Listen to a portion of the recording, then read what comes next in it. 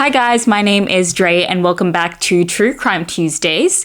If you're new to this channel, True Crime Tuesday is where we sit down once a week on Tuesdays and we hash out a true crime story together. So stories can range from anywhere between murders to disappearances, cults and mysteries. So if you're a true crime freak like myself, I would highly suggest liking and subscribing.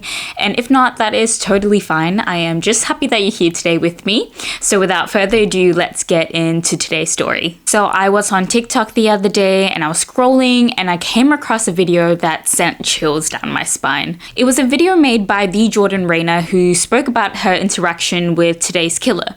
So initially Jordan had said that her interaction with today's killer was quite interesting in that today's killer presented to be very meek, very shy, very timid, but in reality this wasn't actually as it seemed. So Jordan said that she had worked at the prison and it was part of her rules that she never liked to look at files of clients that she was seeing. So she said that the killer had recounted their versions of the events and said that she actually felt enraged that the killer was in prison because she was so convinced that the killer was innocent. She said that there was a moment in time where she had leant in to listen into what the killer was saying, and she said that they locked eyes for a second and the whole energy of the room shifted. Now when they locked eyes, the killer had smirked at her and she said that she saw the face of evil looking directly at her, which gave me goosebumps. I was so freaked out by that. But she said that she went back to the hotel later that night and she was followed by night terrors, nightmares, panic attacks, paralysis, and she said she could see the killer's face sort of contorting and being super creepy and weird. I don't know, when I saw that I just got chills and I knew instantly that I had to research this case. I do also want to say that today's story is quite gruesome and really intense in some scenes. So if it ever gets overwhelming for you, I would suggest taking a break, stepping away from the video and doing what you need to do to protect and guard your heart. But without further ado, let's just jump straight in. So for today's story, we are taking back to the 27th of July in 1991, where a little girl by the name of Erin Caffey is born to parents Penny and Terry Caffey. Now, Erin was the oldest of 3 siblings and she had 2 younger brothers, one by the name of Matthew, who was also known as Bubba, and the younger brother Tyler, who was known as Tyler. They were quite well known in the community for being very active and engaged in their church. So the father had actually spoken a few sermons at church, and Erin, the oldest daughter, she had also sung at the church quite frequently. The pastor said that Erin sung so beautifully and had such a beautiful angelic voice that if he had 5 more of Erin, that he would have filled his church up every Sunday. So Erin had a very beautiful voice and people loved to hear her sing at church. She was known to be a sweet Southern girl that everyone really liked, I guess. Outside of church, Terry worked as a home aide and he would sell medical equipment to the people who needed that. And Penny spent a lot of her time volunteering, delivering food to marginalized communities, including disabled people as well as the elderly. You know, so they were known to be just very good, caring, kind-hearted people who were heavily involved in church. Now, initially the kids were in public school, but the parents decided to pull them all out of public school and actually homeschool them. But when Erin was 16 in 2007, she begged her parents to go back to public school and they granted her that wish. So she became more independent when she was 16, because before that she was homeschooled and she was obviously just with her family, and her only really other interactions was when she was at church. So she had begun to meet all different types of people from school as well as her new job in Sonic. When she is 16, she meets 19-year-old Charlie Wilkinson and they hit it off immediately. So Charlie Wilkinson, who is 19 at this point, a little bit older than Erin, is known to be sort of a bit of a bad boy. He's really into the outdoorsy activities, including fishing, hunting, hiking. He also was known to have a little bit of a temper and drank occasionally, but it was nothing really major. I would say typical teen behavior to a certain extent, but that was Charlie. I think it's also worth mentioning that Charlie came from a broken home, and I don't believe that he ever actually finished high school. Now, Terry and Penny, who were very involved parents, obviously caught wind of the fact that their 16-year-old daughter was dating a 19-year-old, and they wanted to suss him out immediately. So the parents had organized for Charlie to come over and join Erin for a dinner so they could all get to know each other. I'm going to say up front that the relationship didn't really bode well with the parents, and Terry said that he knew this from the instant that he met Charlie. So it was said on that night that when they were supposed to have dinner, Terry came home a little bit later because he was held up at work, I guess. So he walks in the door and he sees Charlie sitting down on his chair. Now, this isn't the issue, but as the man of the house, as the head of the household, I think he was expecting Charlie to get up and introduce himself. But Charlie didn't even move.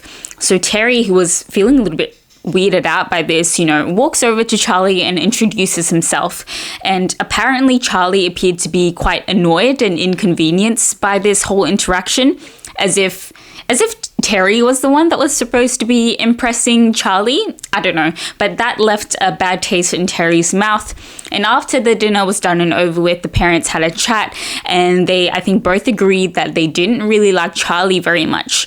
But they had thought to themselves, okay, Erin is, probably really, really into Charlie, so we can't really keep them apart. So how about we monitor them at home? So they tell Erin, look, you guys can chill over at our place. Erin and Charlie are over at the Caffey house consistently. Now it gets to the point where the parents are super overwhelmed with Charlie being in the home all the time that they had actually set some rules in place. So one of the rules was that Charlie had to leave at 9 p.m. every day, and he could, I think, leave at 10 p.m. on the weekends or something along those lines. So he essentially had a little bit of a curfew in the Caffey household, but they could still talk on the phone after he had left. Now, they were also allowed to go on dates from time to time, and in one of the dates in December 2007, Charlie pulls over to the side of the road. He gets down on one knee and he gives Erin a ring, which is a promise ring. And now you're thinking, okay, a 19-year-old, probably not a very nice or expensive ring. No, it was his grandma's engagement ring, and it was apparently really beautiful, really expensive, and it held a lot of sentimental value. So when Erin gets home from that date that night, Perry, I think that's Penny and Terry's ship name from now on. So Perry look at Erin and they are so surprised. They're like, oh my goodness, this is probably really serious. So they decide to sit Erin down and talk to her about how they really feel about Charlie. So they tell Erin, look, Erin, we don't really like Charlie. We don't think that he's the best influence. Also, this is a huge commitment to be making at 16. So you can still date him, but you can only see him once a week under our supervision in our home. So now Erin is obviously devastated, super upset by this fact. So she vents to some of her friends, including, of course, Charlie, and two of her other friends, including Charlie Wade and Bobby Johnson. So I realized that there are two Charlies in the story. So to save the confusion, Charlie Wilkinson, who is Erin's boothing, we're going to keep calling Charlie, and Charlie Wade, we're just going to call him Charlie Wade, or Wade. You get the idea. So Charlie Wade is 20 at this time, and he actually has a 5-month-old baby, and he's going through a divorce. And Bobby Johnson, who is, I believe, 19, just a year younger than Wade, is Charlie Wade's girlfriend. Yeah. So anyway, she vents to these four in particular. Well, these three, but it was a group of four. And talk to them about how she truly believes that Charlie is a soulmate and the love of her life. And she just felt really upset by the fact that her parents didn't really like her partner. But in February 2008, so maybe about 2-3 months after the whole engagement, Erin gets her phone confiscated after her mum found her talking with Charlie on the phone, which was, I think, not allowed at that time. At one stage, Erin's auntie actually found Charlie's MySpace, which showed him drinking alcohol and also talking about sex with Erin, which is probably the last thing the parents wanted to see. But the aunt showed the parents, and the parents obviously freaked out and they said, I think it's probably time for us to sit Erin down and chat about what's happening with Charlie. So Erin comes home from school one day and they all sit down and they have this chat, and the parents essentially said to Erin, look, we love you, but Charlie is not the right person for you. We need you to break it off with him. Now, they were expecting Erin to chuck a fit, to just be super upset, super angry. But actually, Erin just hung her head down and said, you know what? I've actually been thinking about breaking up with him, and I just needed the right excuse to do so. So this gives me the perfect excuse. Don't worry about it, guys. I'm going to get to it. I'm going to break up with Charlie. Now, the parents look at each other with amazement and they're like, oh my gosh, this is not what we were expecting, but we'll take it. So that happened, and Erin apparently slowly started to become more like herself as days went by. So of course, as time went on, Erin started to spend a lot more time with her family, and the family were loving it. So I think they were having a movie night one night where all 5 of them were sitting down in the lounge and they were watching a movie. It was even said that Erin and her 2 brothers, Bubba and Tyler, started getting into a pillow fight, and Terry remembers just watching them and feeling so happy that their family was slowly starting to return to normal. And after the movie or the pillow fight, they decided that they wanted to wrap it up, call it a night, and go to bed. So they had all kissed each other goodnight and they went off their separate ways. Now, it's worth noting that Penny and Terry slept downstairs in the master bedroom, and all the kids had their rooms upstairs, so they separated and they went to bed. In the early mornings of the 1st of March, Terry wakes up to the sound of a very, very loud bang. When he throws himself up and he adjusts his eyes to the dark, he can see 2 figures standing in his bedroom. But unfortunately, it was too late, because by the time he registered what was going on, he was shot over and over again. So it was said that he was shot 11 times, and one of the times was actually straight to the face. So once the bullet had hit his face, he actually flew off the bed and landed face first on the ground. And the 2 figures headed over to Penny. So they started shooting Penny repeatedly, and suddenly the gun got jammed. But one of the other figures had taken out a samurai sword and actually sliced Penny's neck. Apparently, her neck was sliced so deeply that she was nearly decapitated. Then one of the figures walk over to Terry and they kick his leg multiple times to just make sure that he actually wasn't awake. At this point, the figure is just standing over Terry for about a minute or so, just watching him to make sure that he didn't survive. And once they were sure that he was dead, they head up the stairs. So now Bubba wakes up to the sound of loud noises and he runs towards the stairs. As he's about to take his first step down, he looks down and he sees 2 figures, one of which is Charlie Wade and the other is Charlie Wilkinson, Erin's boyfriend. He starts pleading with Charlie to not kill him. He says, Charlie, please stop. Why are you doing this? But Charlie just reloaded his gun and shot him straight in the face, which had killed him straight away. Tyler, who is probably hearing all these terrifying sounds, runs straight to his closet and he lays there in the fetal position. Now Tyler can hear the sound of footsteps running around the house and they stop right in front of his closet. When the closet doors are open, he sees Charlie Wade and Charlie Wilkinson, and they take out the samurai sword and they take turns stabbing Tyler to death. Now, after they had murdered the entire family, they started to run around the house and they went straight to the safe where they found $300, which was far less than what they were expecting to find. And then before they had left, they had lit the house on fire to ensure that all evidence was gotten rid of, and they had rode away with Bobby Johnson, who was waiting for them in the car.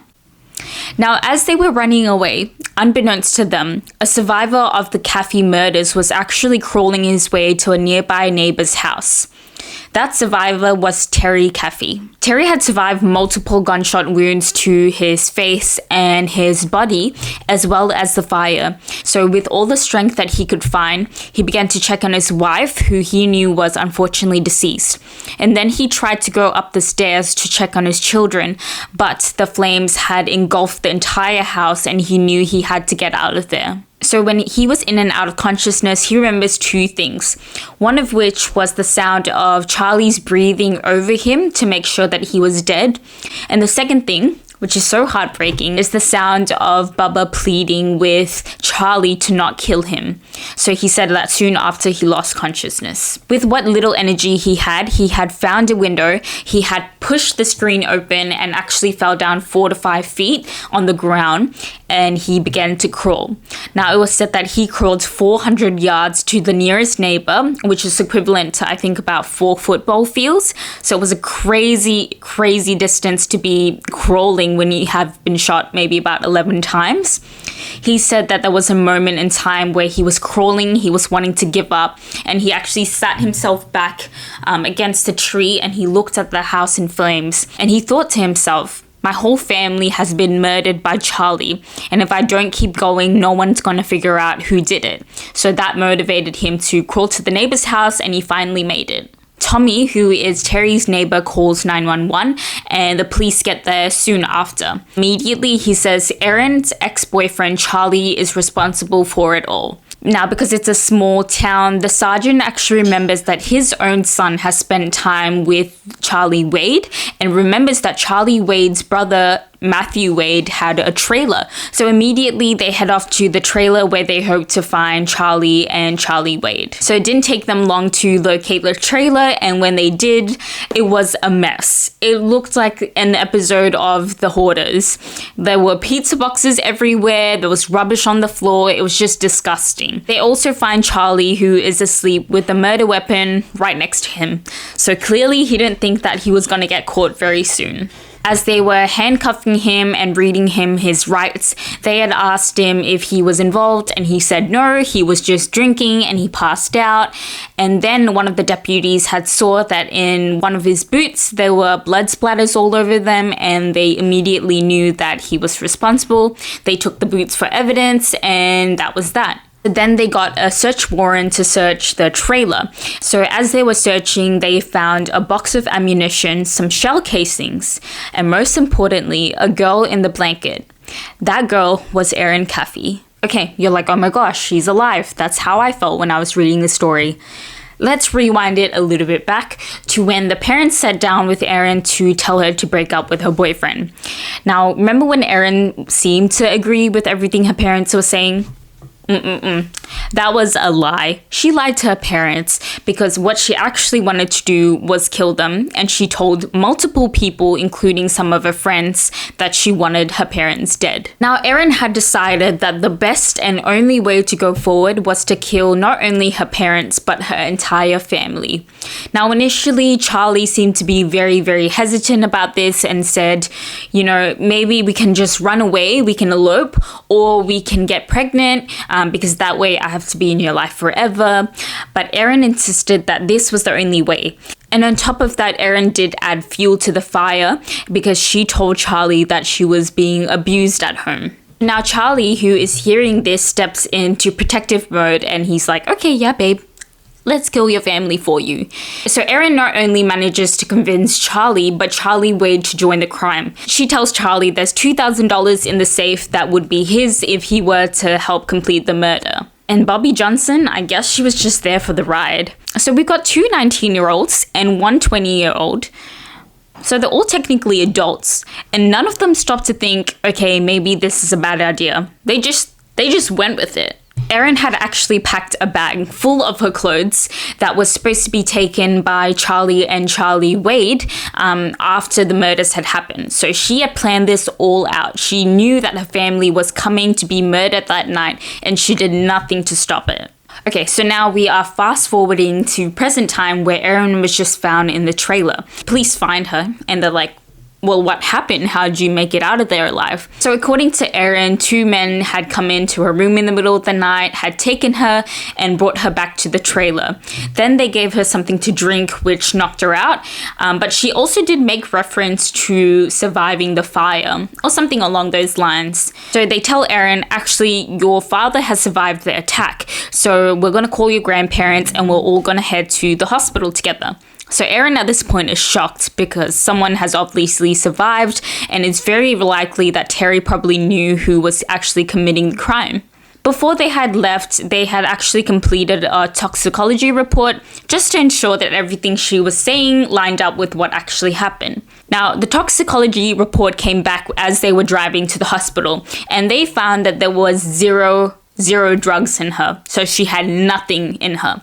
They also said that there was no evidence that she was in a fire, which doesn't really add up with what she was trying to say. So immediately on the way to the hospital, they had actually pulled over and she was under arrest. Now, because Erin was only under 18, she was taken to the Justice of the Peace Center rather than a police station.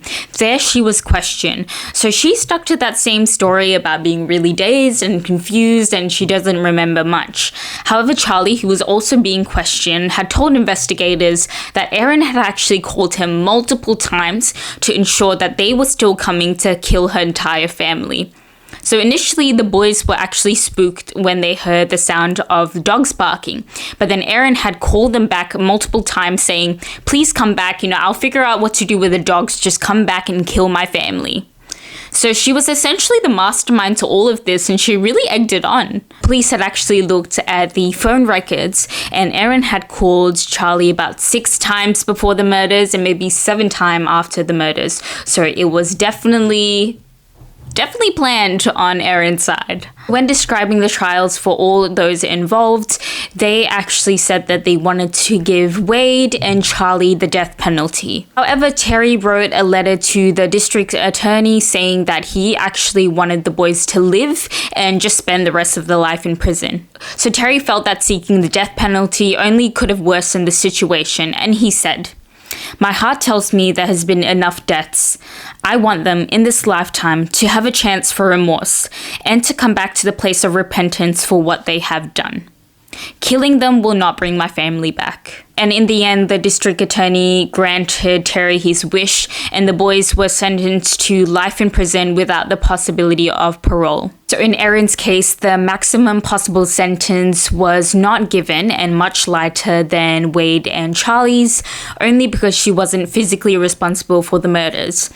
Even though she was technically the mastermind of it all, but Terry actually stood by her daughter's side the entire time. So even after he was presented with evidence such as the packed suitcase that was packed by Erin before the murders, as well as statements from multiple people in a high school overhearing the group talking about the murders, Terry still stood by her daughter's side and believed that she was innocent in all of this. So now Bobby Johnson, she was sentenced to 40 years in prison. Apparently Bobby had tried to step out of the plan, but the group had told her that she had knew too much and it was far too late, and that if she were to snitch, that she would have serious consequences, so she just went along with it, I guess. Erin also accepted a plea deal facilitated by her father. Terry told the courts that he wanted his daughter to have a life outside of prison too.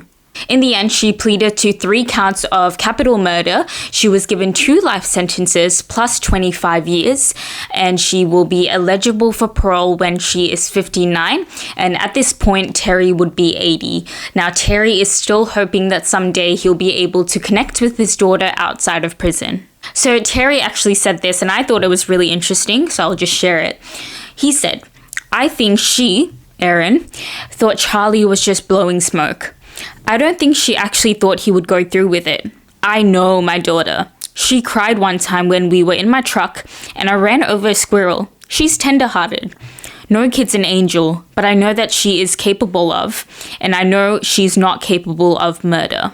I don't know, guys. If you ask me, it's just fishy. It's just a mad side-eye moment. For me, I feel that she is not innocent in all of this, and she definitely knew what she was doing.